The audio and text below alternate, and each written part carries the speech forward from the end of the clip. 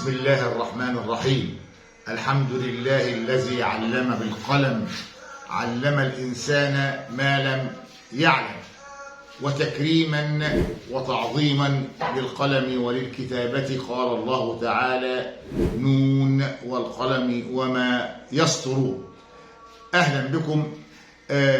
احنا كنا في اللقاء السابق اشتغلنا في حروف الخط الكوفي المصحفي بناء على رغبات بعضكم، يعني واحنا عادة بنستجيب لأي رغبة من رغبات حضراتكم.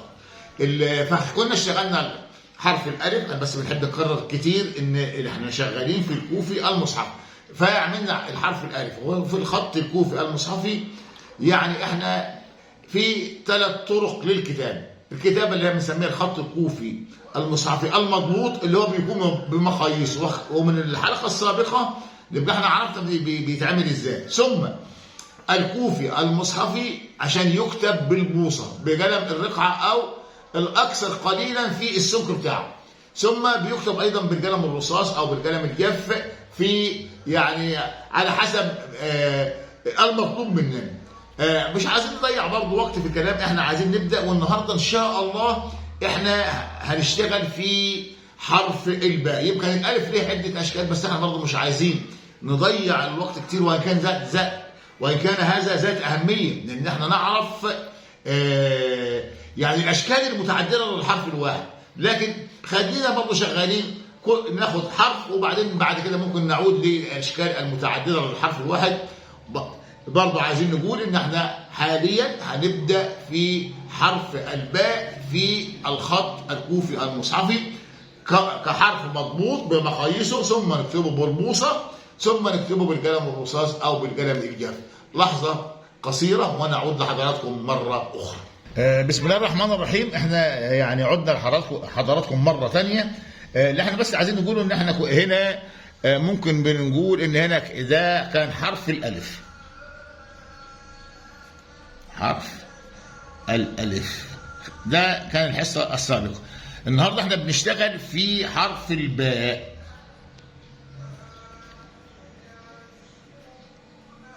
حرف الباء يبقى احنا عشان نشتغل في حرف الباء ببساطة كده، الكوفي على فكرة من الخطوط اللي هي السهلة، بس عايزة ايه اللسان يبقى مركز شوية. يبقى انا بناخد بداية، خط بداية كده.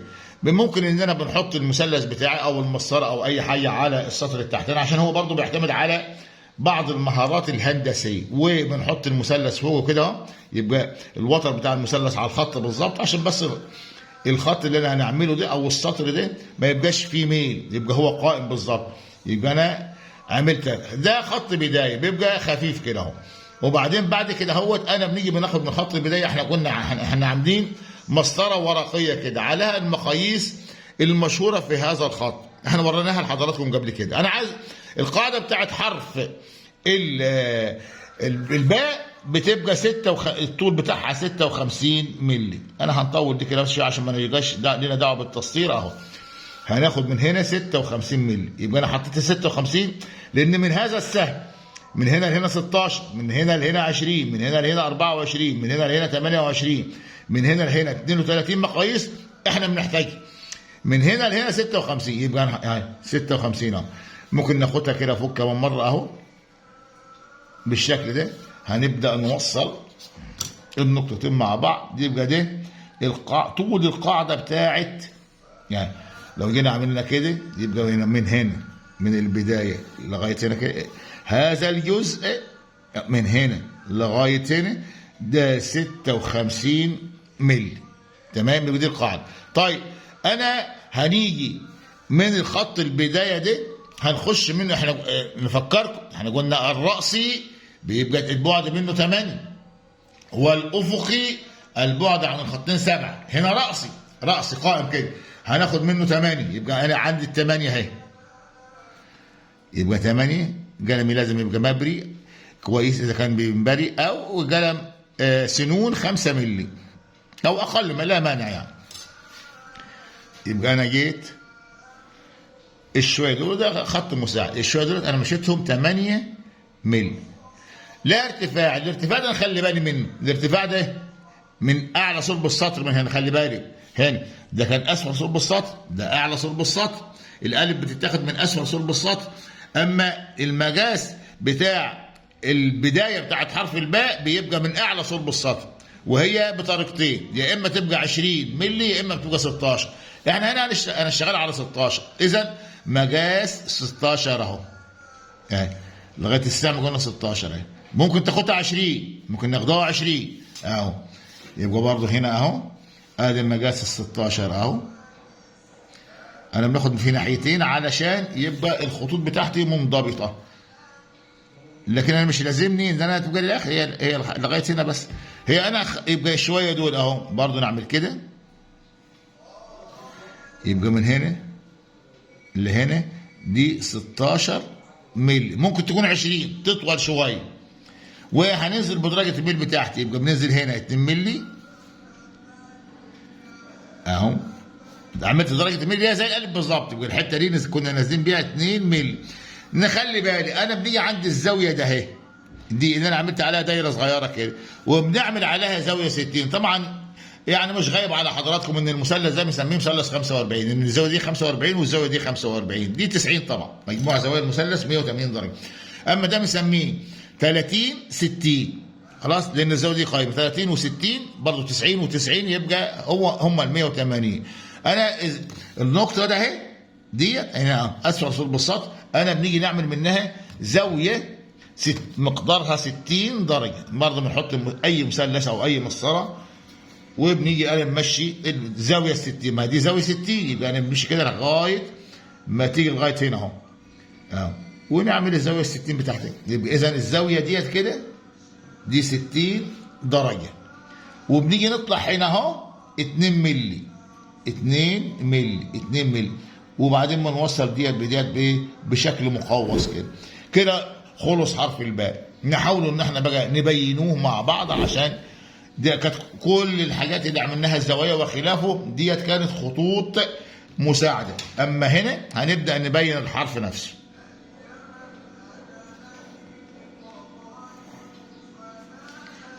انا هنا بقى بنبين الحرف. طبعا اذا كنا بنعمل لوحه ولا حاجه بالخط الكوفي المصحفي بتنشال الخطوط المساعديه، اما بالنسبه للساده الدارسين في مدارس الخطوط مرحله التخصص في الامتحان، اترك الخطوط ديت عشان المصحح يعرف ان انت ده شغلك.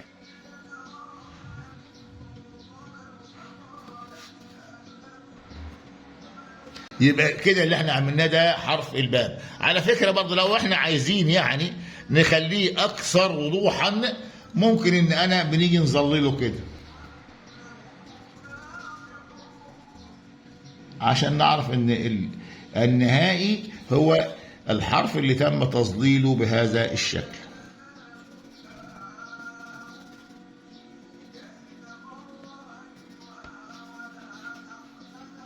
يبقى ده حرف الباء. حرف الباء ممكن ان انا بنحط له النقطه بتاعته بميل كده بالقلم ده، وممكن على فكره برضو ممكن ان احنا نعملها بشكل اخر على حسب الاستحسان، ان انا بنيجي هنا اهو نعمل برضو النقطه بتاعتي بهذا الشكل، ان انا بننزل بزاويه 60 كده على الخط اللي هو السبعه اللي تحت الاربعه، ونمشي بمقدار 4 بهذا الشكل.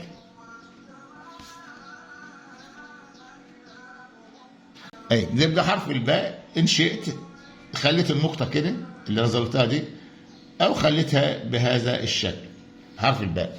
لو التاء نحط النقطتين زي ديت في بعض نقطتين، او نخليهم زي دي. حرف الساء نخليهم 3 نقط جنب بعض. يبقى اذا ده حرف الباء. احنا بس عايزين نقول حاجه كده خفيفه وبسيطه،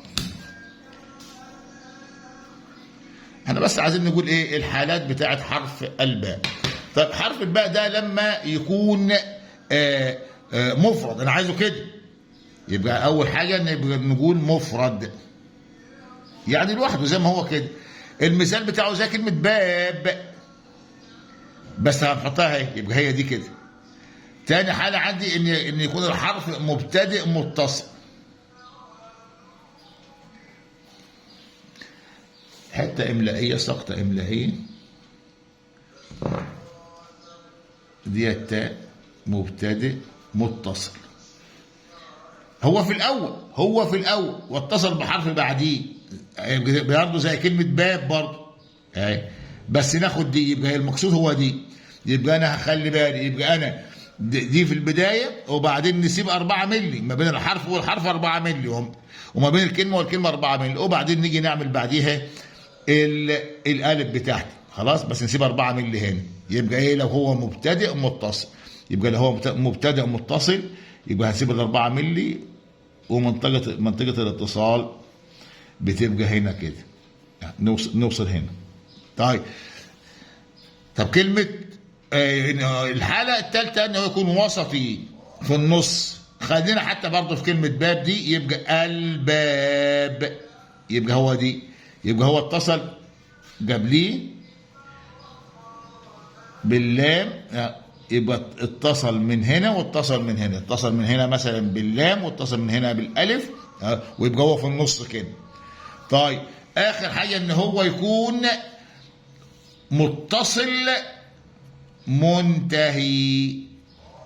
المثال زي كلمه مثلا حاجه لب اللي هو عقل يعني، او لب اللي احنا بنجزجزه، يبقى هو اتصل باللام قبليه ونحط كاملا كده. يبقى عندنا حالتين بنحط فيهم الحرف كاملا بهذا الشكل، يا اما مفرد يا اما متصل منتهي، متصل منتهي يا اما مفرد. لكن لما يجيني مبتدئ متصل يبقى بنسيب 4 مللي هنا ونعمل الحرف اللي بعديه. طبعا مش هتكون معانا الحته دي كده، مبتدئ متصل. او يكون وسطي، يعني هو اتصل من هنا واتصل من هنا، يبقى ده حرف الباء. ودول ال4 حالات بتاعتي. طيب انا بينقصني حاجه، بينقصني ان انا عايز نعمل حرف الباء بالبوصه زي ما عملنا الالف هنا. يبقى انا ما عليا ان انا هناخد وكأن خط حرف الالف نيمته، الحرف الالف ده نيمته هنا اهو، يبقى كده اهو. وبعدين بنحط انا البدايه بتاعتي اهي،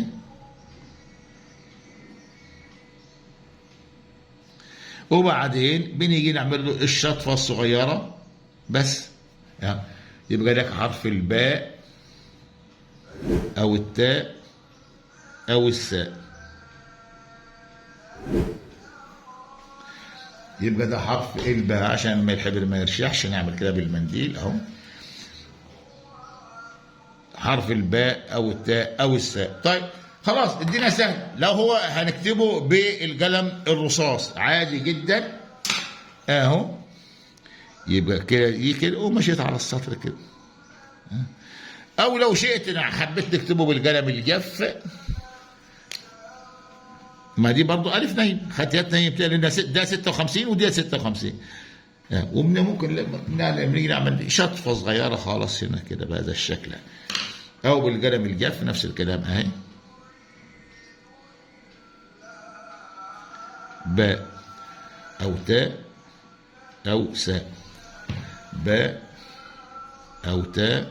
ده اذا حبيت ننقط ونحط النقاط بتاعه الحرف. لكن الخط ده برضه من مميزاته ممكن ما يكونش فيه نقط خالص، يعني غير منقوط، وبتيجي الكلام والترجمه بتاعته من سياق الكلام. يعني احنا يمكن خلصنا حرف الباء، ومش عايزين نكتر على حضراتكم، واحده واحده كده عشان برضو ان احنا يعني نعرف الحروف بتتعمل ازاي، برضو بناء على رغبه حضراتكم.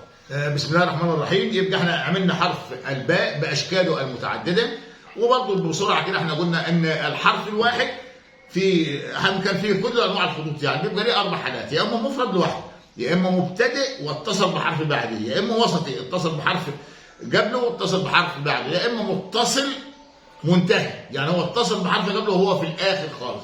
والكلام ده طبقناه على حرف الباء في الخط الكوفي المصحفي. يعني بس عايز ببساطه وبسرعه جدا، الخط الكوفي بيبقى دايما محتاج لادوات هندسيه، ده مسطره، الاقلام بتاعتي الرصاص، الاستيكه عندي زي ما احنا شايفين كده، المثلث بشكليه سواء 45 او 30 60، لا مانع يكون عندي المنجله بتاعتي. ومهم جدا يبقى عندي مسطرة الدوائر، لأن بنحتاجها في كثير من الأحيان عندما يعني نعمل بعض الحروف بتاعة الخط الكوفي المصحفي. ولا ننسى أبدا، هيساعدنا جدا هذه المسطرة الورقية، هي حتة ورق دوبلكس وبنقطعها وبنحط عليها المقاييس الشهيرة في هذا الخط، لأن دي طبعا بتسهل عليا عملية المقاييس، بدل ما تبقى مليمترات ونص الملي والسنتيمترات بتسهل عليها جدا. إلى لقاء قادم إن شاء الله، والسلام عليكم ورحمة الله وبركاته.